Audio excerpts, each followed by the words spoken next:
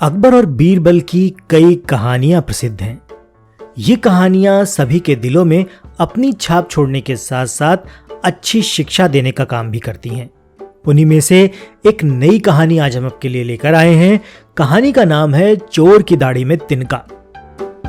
एक समय की बात है, बादशाह अकबर की सबसे प्यारी अंगूठी अचानक गुम हो गई। बहुत ढूंढने पर भी वो नहीं मिली। इस कारण बादशाह अकबर चिंतित हो जाते हैं और इस बात का जिक्र बीरबल से करते हैं।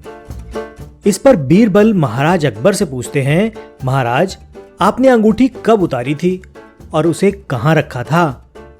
बादशाह अकबर कहते हैं, मैंने नहाने से पहले अपनी अंगूठी को अलमारी में रखा था और जब वापस आया तो अंगूठी अलमारी में नहीं थी। फिर बीरबल अकबर से कहते हैं, तब तो अंगूठी गुम नहीं, चोरी हुई है और ये सब महल में साफ सफाई करने वाले किसी कर्मचारी ने ही किया होगा। ये सुनकर बादशाह ने सभी सेवकों को हाजिर होने का हुक्म दिया। उनके कमरे में साफ सफाई करने के लिए कुल 5 कर्मचारी तैनात थे और पांचों हाजिर हो गए।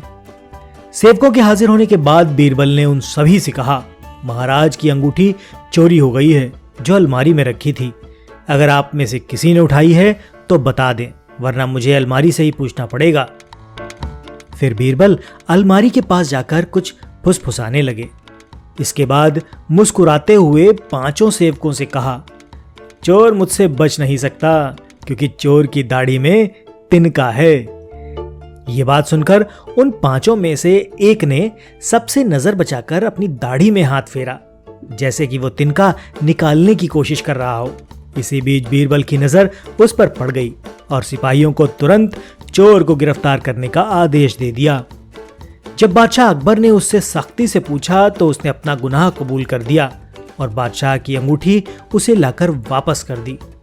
बादशाह अकबर अपनी अंगूठी पाकर बेहद प्रसन्न हो गए और उस सेवक को कारागार में डाल दिया गया। ये कहानी हमें सिखाती है कि ताकत की जगह दिमाग का इस्तेमाल करने से हर समस्या का हल मिल सकता है। साथ ही चोरी करना एक बहुत बुरा अपराध होता है।